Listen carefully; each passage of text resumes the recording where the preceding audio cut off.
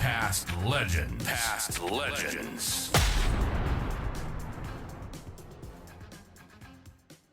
Welcome back to the Game On podcast. Our special guest today is Rodney Maynard. G'day, how are you? Thank you. Welcome, Rocket. Thanks, Malcolm. How are you? Yeah, good, mate. So let's go back to originally. So you moved down to Adelaide to board at Prince Alfred, and when you first started at Nord, mate. Yes, I did. I played in the Prince Alfred first 18, and then it followed into the under 17s in the same year. We played about five games pre PAC, first 18 stuff, and then we went back and played finals. And I was lucky enough to play under Ian Stafford in those days, and we finished fifth in the finals and ended up winning the flag in 1983. Yes, and So Maynard was a very important part of that. Yep. Yeah, well, it's I had a terrific final series. I had a really good end of the season and in the last and a really good final series, and that really negotiated my movement in the next 12 months. And obviously 1984 you debuted against Glenelg. Yes, I did, yeah. As a 17-year-old. As a 17-year-old, yeah. People don't realise I was as young as that when I started, but people say, the Macintoshes and all that went from 17 straight into league footy. Well, I was one of those too, but because I don't think I continued on with league footy, I stepped back. Well, I struggled then for probably, 18 months, I suppose you would say, and then until I got myself really going again in about 87, I started to really, stamp my authority on league footy, but I kind of was in and out. Well, I played up until I think it was the 16th or 17th round of the 1984 and Yep.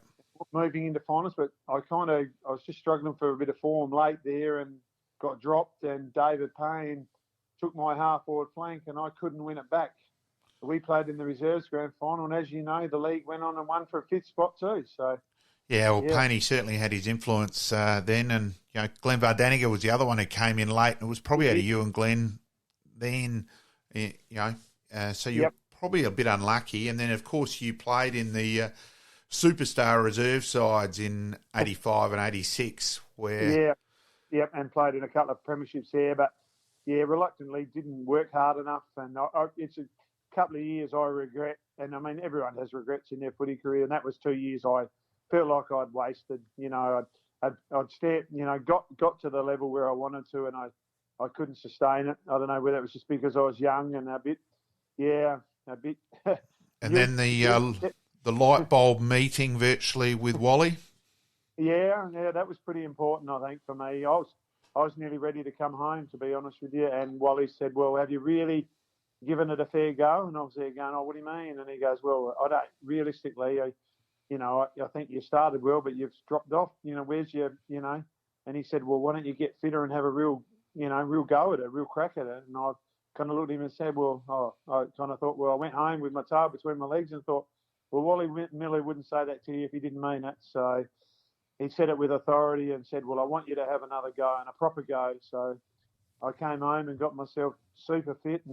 Yes, and that's an I went understatement. back and I also told him I wanted a change. I played forward all my life. Since I was about 8 years old, I played forward, and I said to him, I need a change. And I was about 20, I think, and he goes, well, why don't we play at halfback, centre halfback or fullback? And I ended up, Tommy Warhurst did his hamstring early that season, and I ended up playing fullback with Breton at centre halfback in 87. So, and things spiralled from there. So it was a good change, and it's something I needed, and I got myself fit, and I seemed to be able to read the game pretty well from back there, and snuck down and kicked a couple of goals too, which was always pleasurable. So that's a great story. I mean, a lot of people obviously know you from playing down back, and to know that you started up forward is fantastic. That's a great little story, mate. Thank you. It's a bit ironic there too, Rocket, that was probably Brenton's best year as well, and you just wonder if Brenton had stayed and played centre half back, how his career would have panned out as well. Oh, I agree totally. Well, he was in super form when I went to fullback and took Tommy's place, and unfortunately, Breton broke his collarbone. Yeah, that's right. And Tommy was fit to come back, so I got the promotion to centre half back.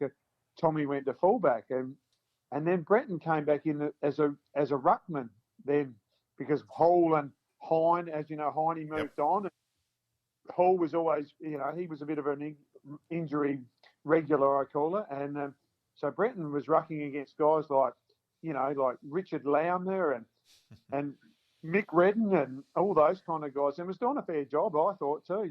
So yeah, he just started to get, but he had a few injuries that just at the wrong times, which didn't help his career. I thought he was unlucky in a lot of ways. And for 7 seasons, mate, yourself and your brother drove down to Adelaide each week. Yeah, we did. It was a Thursday. Well, Breton didn't do the first 5 years. He only did 88 and 89, and then he came home about halfway through that year. I did the first 5 on my own because I was coming. He was living in Adelaide and had a job in Adelaide. He kind of left the farm and had a job in town and gave it a fair crack. And I was still doing the 200k jaunt on a Thursday night, and I'd come home and then again go back Saturdays. But then, ironically, I got involved with the Wixers, like Tim and Simon. Tim played a bit of under-17 football, and I played school footy at POC with Tim, and he, I used to stay down there when we weren't busy and work for them on a Friday and then play and come home. So that I did that, not every week, but when we were busy, but I did that sometimes, and that I appreciated the stopover too, instead of doing it Thursday night and then back again Friday night or Saturday morning and then play and then go again type thing. So yeah, but we did it 7 years. I did it for. Yeah, I tell you, if the Crows didn't come along, I was just about ready to. Yeah, I was all driven out just about. So sure. Yeah. What type of mental attitude did you need to take to that? Because that's a fair time sitting in the car back and forth for 7 years. Yeah, it was. Yeah, I don't know. I know the road pretty well now. Yeah. But I don't know. I just, because it's something you want to do and want to achieve, and I didn't want to leave Lamoureux. I loved it home as well, and I love farming. I love country life. So I had the best of both worlds. That's how I should put it. So yeah, so I didn't mind hopping in the car. Mum would come with me when I'd sit on the tractors all night, and Mum would hop in with me a couple of times and give me a bit of a break, or just talk to me, and I'd drive, and she'd give me a bit of a, keep me going. Something when I was really tired after tractor driving all day and that. So, but it was great. I look back and it was something that you achieved with. Yeah, I enjoyed it. It wasn't that bad. I didn't come across any accidents, which was great. So. Your dedication, with Mick Redden and Rick Davies and all that was pretty incredible, and I think it also showed where South Australian footy was at that time as well. Now let's go to the Crows, Rocket. Yep. And let's go to the trial game, the famous trial game against Essendon. Let's not go so much to your playing, but a certain person in the crowd and her attitude that night. My wife. Yes. Let's go to Cheryl. Yeah, if I got injured, I was going to. Yeah, I think I would have died. Yeah, I think she thought I was going to get an elbow in about the. Yeah, I think an elbow just missed me, and there's one thing about that game which will never ever be broken was the crowd for a trial game. Oh, that my hair on the back of my neck. I mean, Hawthorn game was pretty big, but the first initial game to play Essendon in Adelaide. With the crowd, we'd played a few trial games at Bunbury and Kalgoorlie through the early part. There was nothing like running out on that football park that first night against Essendon, and I was getting married the next day. I mean, how I was just in awe, and the crowd, like you said, I've never seen a crowd standing on the rafters. It would have been, they say 50,000. I reckon there would have been 60 there. It was just unbelievable. And when I ran out, the roar. I mean, we looked at each other and went, wow, this is what we've been training hard for the last 4 or 5 months, since October, to get to this stage and be a part of this. I mean, it was just incredible. And playing against guys like James Hurd and, Peter Somerville and Alessio and Salmon and, all those guys. It was a first initial night. And, I mean, it was great. And I got through, and luckily, Cheryl thought I was going to get whipped. An elbow just missed me or something with about 3 minutes to go, and she thought, "Oh God!" But I got to the wedding too, so that was okay. And football had made it start. So I didn't get a honeymoon though. Graham told me I wasn't allowed to go away because the season was about to start. But there was a lot of guys in my situation because we didn't know the Crows was going to eventuate, and guys had booked in their weddings and so forth earlier in the 12 months prior, you see, and thinking they were going to be at Nord and all that, and then bang, the Crows was there, and I mean, it wasn't just me. There was a few guys getting married and all that through that period, but we had to put a delay on our honeymoons and go at the end of the season. We went away for a couple of days, and that was about it, I think, and we were back training and playing, getting ourselves ready for the first game. So that's great. Just going back to pre-season there, obviously the famous thing to happen out of that pre-season was the firewalking. Were you were you wanting to be involved with that, considering you run and run and run, and you'd have been protecting your feet, I'm sure? Yeah. Oh well. I mean, what an outrage that was. I mean, it was Nigel Smart's. It was his idea. So Graham thought it was a great. I mean, we were hearing stories about in the papers and on the TV. This firewalking was a new, what Escalade or whatever it was. In the community and everywhere it was happening, and people were trying it and all that. And Nigel thought it would be a good camaraderie builder for the boys. So we went through such a organised session. It started about 1:00 in the afternoon, and watching the actual fire burn down, and then going back to to your rooms, and then going through a process to get yourself keyed up for it. Like as in holding each other's arm and walking, what you're going to say when you walk through there to keep your mind off the coals and all that, and then you go back and have a look at the fire. It was about it was a 6 to 7 hour process, and I mean. And then it was all there. The coals were there, and we've gone up there as a group. And of course, Nigel, he instigated all the firewalking, so he was going to go first. So he went. And I reckon Rowie was in front of me. He was about 5th, and I was about 6th or 7th, I think. And we thought, I think our idea was, let's get it over early so we can get out, get it done and get up. We don't want to be 52nd bloke, to walk across there. We might have been better being later. I don't know, but. But we thought, get it done, get it in early, go. Like, yep. So I know Sean Tasker was nice and worried because I think he was up next. So Task was pretty happy when it got called off. Oh, well, I think we all were. Once we saw Nigel's feet, when Nigel walked across, I mean, he got there, which was surprising. He got over there, and then he just said his feet were burning, and then they had a look, and Graham and Bob Hammond and all that were there, and the doctors, and said, well, we're going to put a stop to this. So that was the end of that. And but that guy, to his credit, he walked over and back and had he must have been well trained, or he had hard feet, or he was certainly, he had the psychological effect on him to do it. But he got across there and without a worry, and he showed us his feet, and we just went, wow. I mean, it can be done, but it must take a little bit of training, and like I said, a bit of harder feet than we had, I think. So, but no, we didn't. Nigel was the only one, and that was the end of that. So, yep. And then next week, the round one, famous night, absolutely, and a certain Maynard in the list of leading goal kickers after round one with 3 goals from a back pocket. Yeah, it was just unbelievable. Everything fell and bounced. Whatever could happen our way, it went our way. I mean.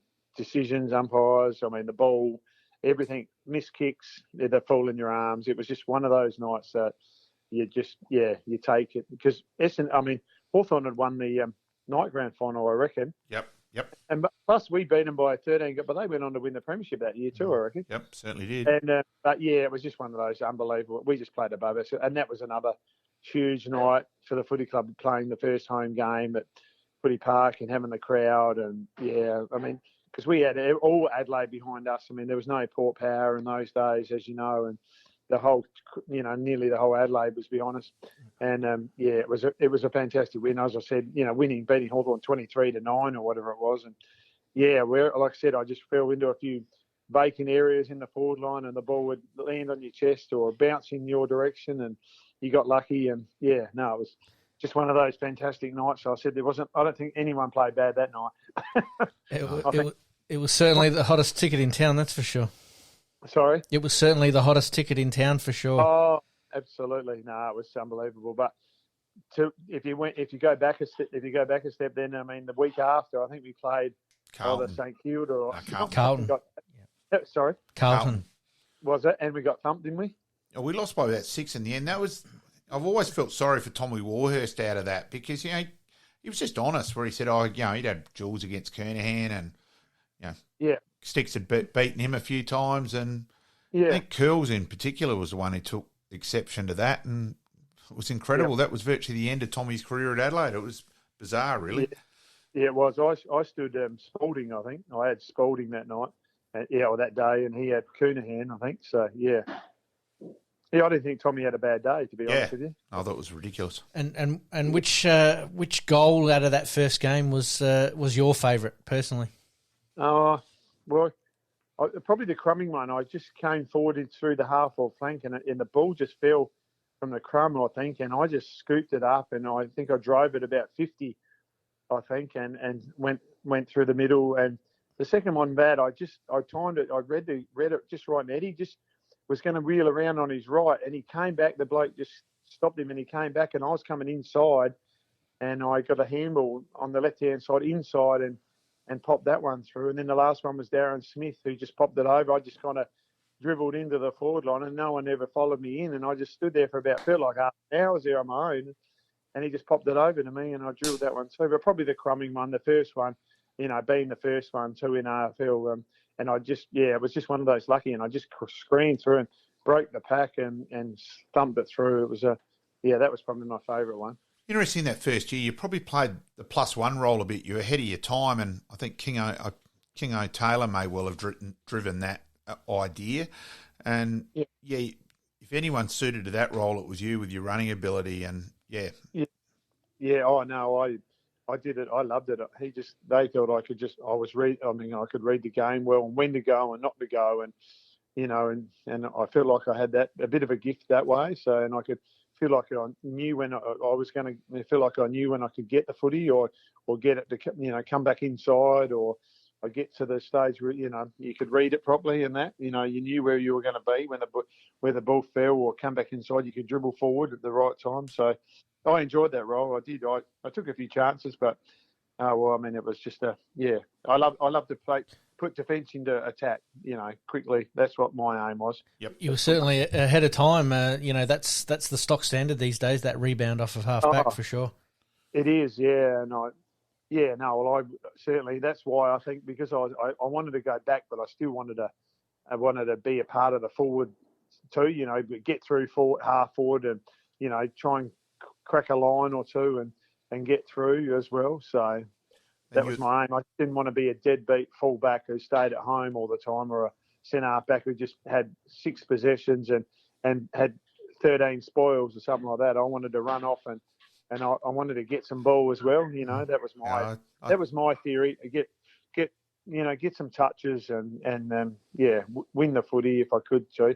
I mean, a lot of those good players took you to the ball too. I stood the Chris Grants and those type of blokes and the Stewie Lowe's. Well, you knew you were in the contest every time anyway, because they just take you to the footy, those blokes, every time. So you're in the game all the time, which was great. I loved it. So, of course, you were the first player the Crows played to 50 games, and then you got injured. I reckon it was against Sydney, on memory, in '93. Then you came back from injury in the finals. And I've always had the debate with you. I still think you had a very good prelim final against Essendon, where you've always been hard on yourself for that. And I still think you did a very good job on Hurd and that. And Oh, my first half was all right, but everyone's second half was. I can't watch it though. I cannot sit and watch it. I didn't play. I broke my collarbone and I got myself back. Well, I wasn't. I can tell you now, I wasn't 100%. I struggled. I played one, and then I played Hawthorn late in the season, and then I missed another week because I got hurt. Gary Ayres ran into my shoulder again, and I felt like I'd broken it again, and I thought, I'm in trouble. And then I went back to Norwood and played against South Adelaide at Footy Park, and had a good game. Had a 35 touch game or 33 touch game, I think, and then I went over to watch the Hawthorn final the next day as an emergency, and then I didn't. And then they picked me the week after to play Carlton out at the Waverley, and we kicked 8 goals 20. Yeah. And Mods kicked 1 goal 6, which never happened through the whole season. He kicked 129 straight goals all season, and then that day he kicked about 1-6 or 1-7, I think, and we we got done. We should have won that one, really. I felt like we had enough of the footy. And we I had had a lot of the ball. Reason to say that we had so much of it. And then, we played the best probably half of footy we played for 3 years, when we were at the Crows. That half was, that was just fantastic footy. It was just a great vibe in the change. And I honestly think we thought we were through. We played our best footy in a half. We were unstoppable. Everything was just, moving, and we were kicking goals. And, we were 7 goals up at half time, and we went in and thought, well, I think we were playing the next week already, which was a bit early. Mm-hmm.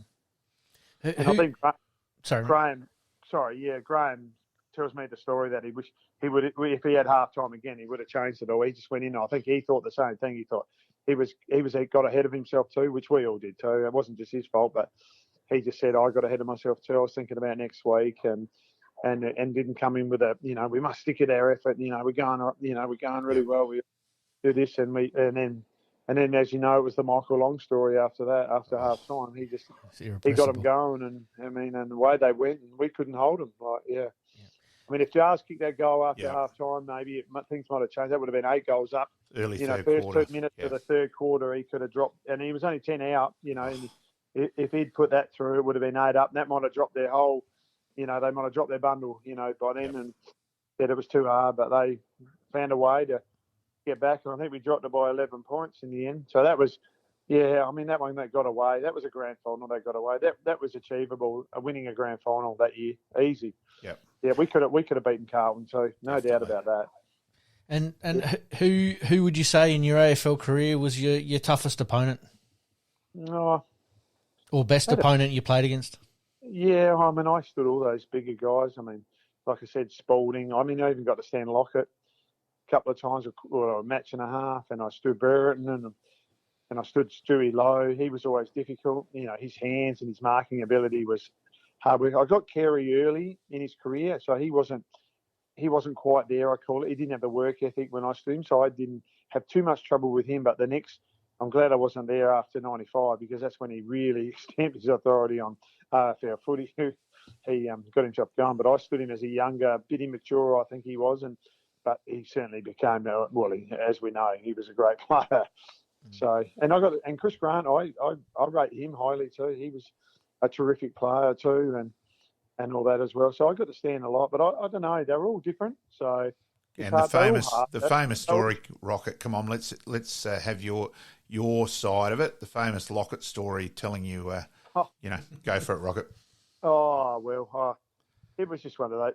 He'd already kicked 8, I think it was, and it was halfway through the third quarter, and I think, Danny Hughes had a go, and he got hurt. I think Tony ran over him with a hip and shoulder, and he was off. He went off on a stretcher, I think, and then Nigel had a go, and then he got a couple kicked on him, I think, and then Trevor Jakes was heading my way, and I've gone, oh no, here we go.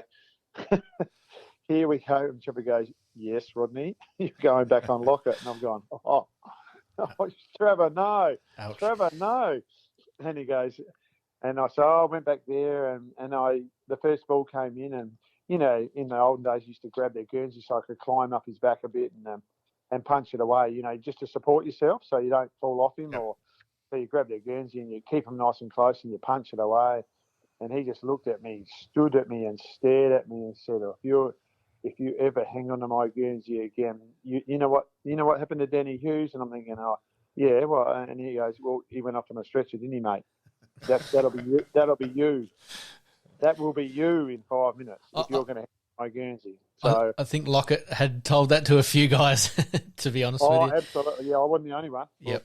Look what happened to poor old Peter Caven. Yes. Yeah. And, so I stood off him and tried. But he only kicked a couple on me. But then I got another go at him at Footy Park about, I don't know whether it was the same year or the year later, because we had a few out too. And, of course, Graham threw me the task to go back to full back on Tony as well. And, yeah, that was a tough gig. I was I felt like I had a fair game, and I didn't know how many he kicked, but he kicked 10 anyway. And we still won. And we still won the game.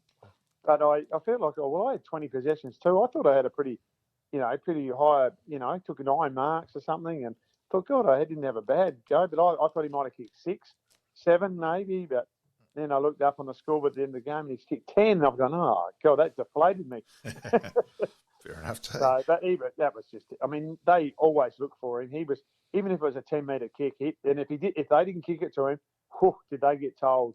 That's how much he drawed the ball. Yeah. You know, he just drawed it to him, and if they didn't kick it to him, they'd get that look, you know, that stare down. Like he had that impact on their players as well. So. And the frustration, Rocket, when you ended up going back and forth with Nord and the bizarre night, and it was actually the famous Gary McIntosh night against Central was at Footy Park where you sat on the bench the whole night. Yeah, it was tough. I don't know. I don't know what Craigie was. I don't know whether he had the crows in the gun or I don't know. I mean, I love Norwood Footy Club, and I tried to keep telling him that, but he'd want to meet with me every Friday night and talk to me about, you know, he was worried that I wasn't there for the right reasons, and I said to him, well, I'm not at the Crows. I mean, this is the only other club I'd ever want to play for. I said, Norwood's my home, you know, but I sat on the bench, I reckon, for 10, probably longer. I probably sat on the bench for 14 weeks. I admit, Rocket, that when I did interview Craigie for the article in my book on Craigie, I did well and truly make that point that Rocket was red and blue blooded. I said, Jesus, Craigie, that was bloody ridiculous. And it was an interesting conversation. Look, he did. You're right. He seemed convinced that Rowie was the red and blue one. And to this day, I vehemently disagree with Neil on that one. Yeah. Oh, well, I do too. I was rubbish. Well, one week I can tell you. Well, it happened about 13 weeks in a row. All the season he put me on. He wouldn't put me on for the first half. I'd have to sit there and bide my time. And every time at half time he'd say, "Righto, Maynard, half hour flat." I'll go, "Righto, thanks, Neil." And away I go. And every week I'd have 15 plus possessions every week. You know, I was playing. I'd go on and I'd go on with the right attitude, and I kicked 2 or 3 every week. And I thought, God, I'm not in bad touch. You know, I honestly thought, God, I'll start next week. Maynard, you're on the bench. Yeah, righto. Crazy. So I sat there. Well, then after about 6 weeks, he rang me and said, on a Friday night after we'd spoken, he said, "All right, made a decision. Going to play in the reserves today. This is down at Glenelg. We're going to play in the reserves." And I've gone, "What?" He goes, "Oh, well, I'm just thinking that you need a full game and we're going to play in the reserves in the centre." I'm there going, I didn't comment. I just said, "Righto, whatever."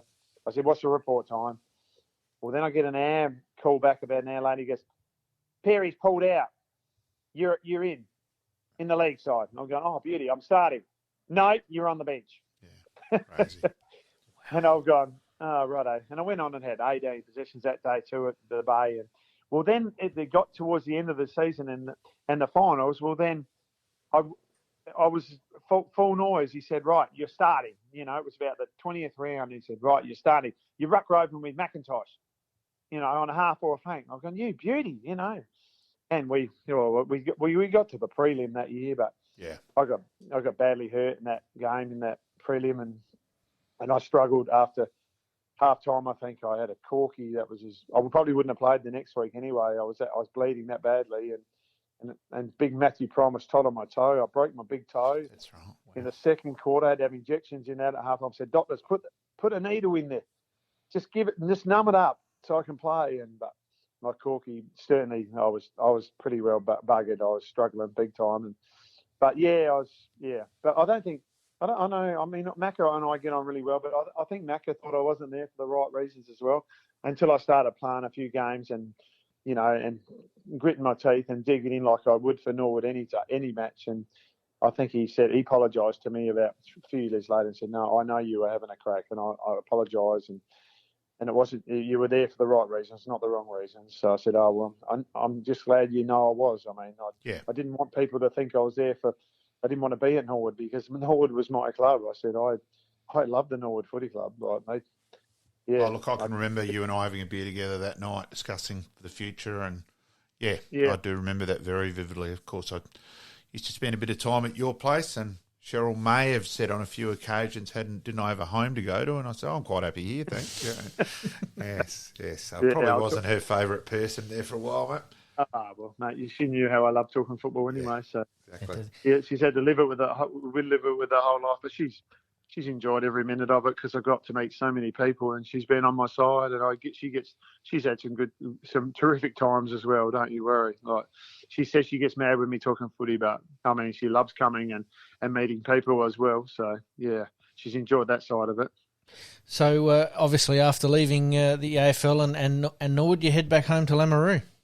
Yeah, I did. Yeah. And I underneath, I couldn't wait because I mean, Norwood and that I would have loved. I nearly stayed for another year under Peter Road. I nearly did, but I'd said I wanted to make the commitment back to the farm because Breton and Dad were buying more land, and I said I always wanted to come home, and there was property, corresponding with next to our property, and it was silly not to buy them at the time because we wanted to get bigger, and so I said no, I was ready for home, but then I think Colin Rickus? It was either president. Is it Colin or Norwood president? Yeah, Rickus, was it? Yeah. Rickus. That's annoying me now. I feel terrible, Rocket. Yeah, I do. Keep going. Yeah. He came as president, drove up and saw me, and he said, "I'll come up and get you every week. I'll come and drive you down." Because I said, I did a lot of driving in my time. I don't really want to start driving. He said, "I'll come and get you. We'll fly you down some weeks. It'll be all right. We'll get you there. Just play another season for us." And I'm thinking, but I didn't in the end, and I probably blew it. I wish I stayed another year or two because, I wish I did. But because I think Peter Roden, I got on really well. He came and saw me as well and wanted me to play, and I got on with him really well too. And I do now. I met him a couple of times again, and we do get on well. I wish John Rickus. Yep. John Rickus, that's it. Yep. And but I didn't in the end. But I underneath, I wanted to come home and play with Breton, and I had a lot of mates here that were farmers and that I left 12 years prior and hadn't played with them, and some really good mates that I still were involved with because I was still living at home a lot, especially at Norwood. And then when I went to Adelaide to live for 5 years, I still come home and see them and watch games. And I was just looking forward to playing with some old mates and my local club. And I'm glad I did make the decision. I loved it. I enjoyed it. And we won a flag the first year, which was because I was driving to win one. They'd won 2 already. And I kind of think I got them up again because I was that keen. They kind of said, it's only a grand final. I'm there going, well, hey, mate, I haven't won one for 10 years. I'm ready. Yeah.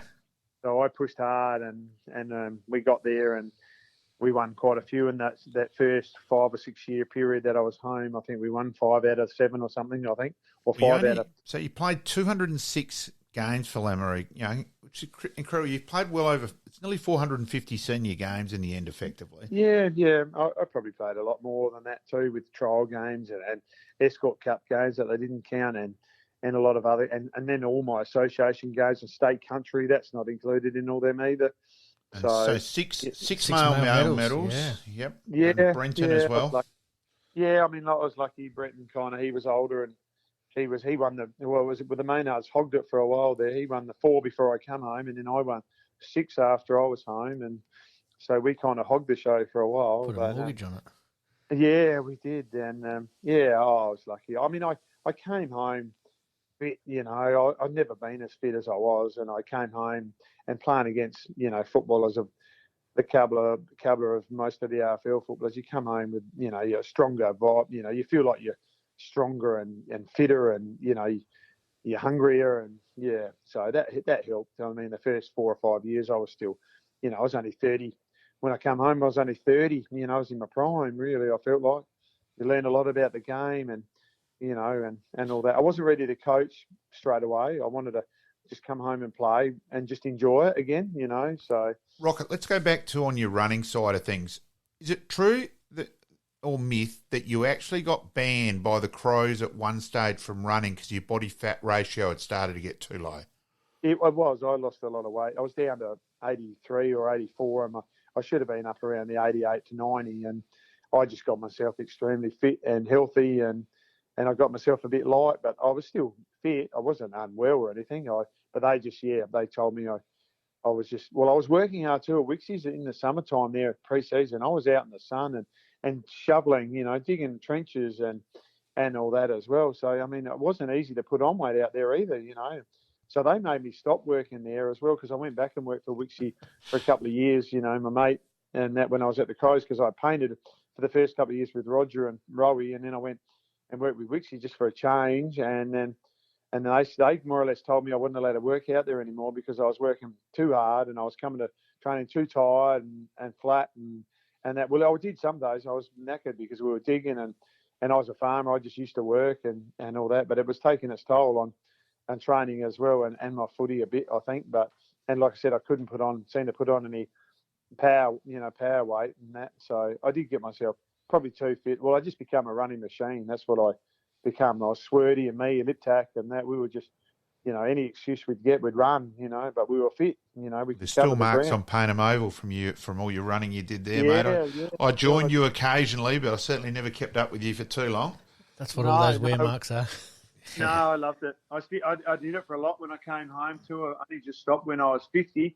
I used to run right up until I was about 50, and the last 5 years I've probably slowed up a bit, and I do a lot more walking nowadays. But in those first few years, I used to run into Lameroo. My farm was 17 k's out, and I used to run to Lameroo, and sure I'd work, I'd knock off and run in at 4 o'clock, take me an hour and 20 or something, and then I'd run and go home with her then, to keep myself fit and that as well.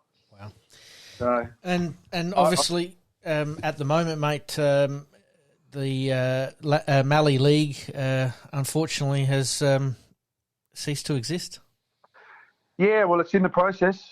Nick, it's all happening now. I mean, we've just got to be accepted by the River Murray and Karoonda as you know, Borders left us in the lurch. Left us about, they were on the move about 3-4 months ago. They said they were going to quit the league, and that kind of put pressure on us. And then, we thought we were going to go in with a 5-team competition then with Karoonda and Peak and Lameroo, Pinaroo, Marvel. But then Karoonda came to us. It was just after the grand final and said, well, realistically, we feel like we cannot get a side on the park next year with volunteers and numbers and all that. We're done. I think there'll be no 2023 for the Karoonda Footy Club. So it all started a process, and we thought, well, hell. And then they'd obviously spoken to Peak, and then it all evolved from there. And then they said they were going to, so we were left down to 3 teams, which wasn't going to work here.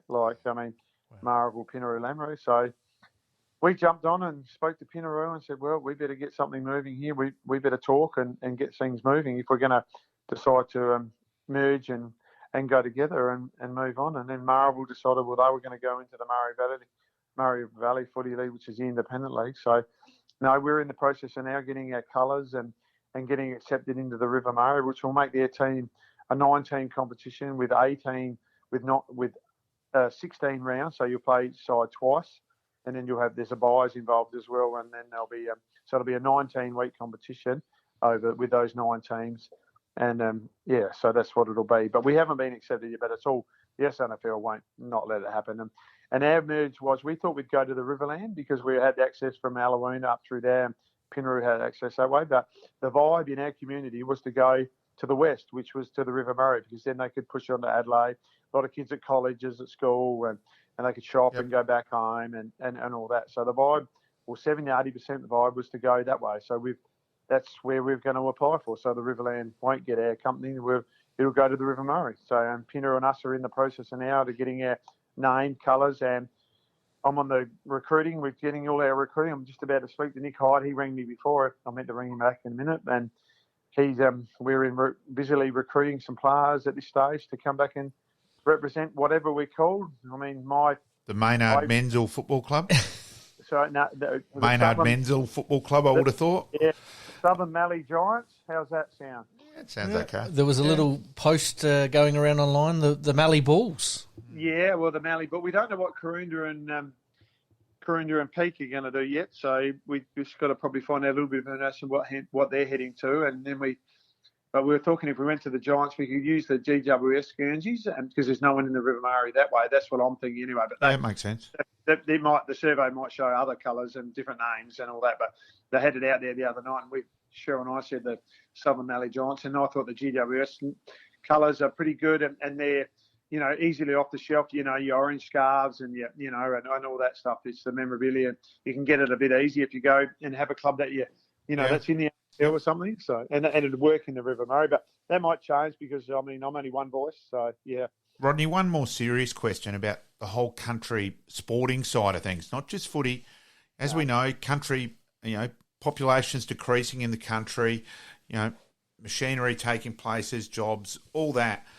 And I just don't think the AFL, etc., realise just how vital sport is to a country community. Basically, if a person doesn't get involved in sport in the country, they're eventually ostracised and they don't become a member of the community. And the whole mental health side of things, and that I just think is being grossly underestimated at AFL, government level and all that, just how important sport is. And I certainly don't know a solution, but I just can't believe that there's not more support being given overall to country sports. I'm not just talking footy. They talk about grassroots footy and all this, and the AFL get heaps of money and put it back into the country. Well, our sports, summer sports here are shot, like our cricket team. We have not got a cricket team in Lamoureux now. We barely have a tennis team, and now we won't have any footy, really. Well, we have footy here 4 weeks of the year and 4 at peak, but there's just sport here. And we need it. I don't mean to talk about this out of regard, but it's just mental health too. People love socialising and getting out and talking about their farming, and it's so important for country people to get out. If we all stayed home and worked every week, well, there's going to be a lot more. There's going to be a lot of trouble, I feel. But summer sports tough. We just haven't got any commitment here anymore. That we haven't got the numbers. I was playing my under-16 Colts team this year, senior Colts. I only had 6 regulars, so we were playing these combined games, against, with Peak and Lamoureux combined against Karoonda and Borders and Border Downstairs, things like that, to try and get 16 or 18 on a foot field so they'd have a competitive game. And that was working, ironically, but the parents, that's the main key why we're changing our league too, is because we're merging with another league, is because we've got no juniors. And parents are worried about the kids not getting good enough and enough footy. So, and I can understand that immensely, because if I was there playing 6 aside or 7 aside, well, it just feels like they're not going to get any better. And they want to go to a league where there's numbers and, where they can get better and play. So that's our biggest issue here, is our juniors. Our senior footy was going along all right, but it was our under-16 level that was depleted. And I said before, I just think we need footy in country towns, because it's going to quieten up our town. It's even going to make it when we go to the River Murray. We do come back here, like I said, a few weeks and that, but the town is going to quieten down and get quieter. And it's just not the numbers around now. I can't believe that there's just no senior Colts. There's the juniors, they're playing with 12 or 13, We just can't fill 18 sides, not like scary 10, 15 years ago. And cricket, tennis, it's all, even golf. You go out and play golf, there's only, you might get 16 out for the Saturday. And it's not great. Sport in the country is depleted completely. And football, I just think that, the AFL could have did more, but I don't know, what can you do more about numbers? So it's my biggest question. So there's certainly no obvious solution.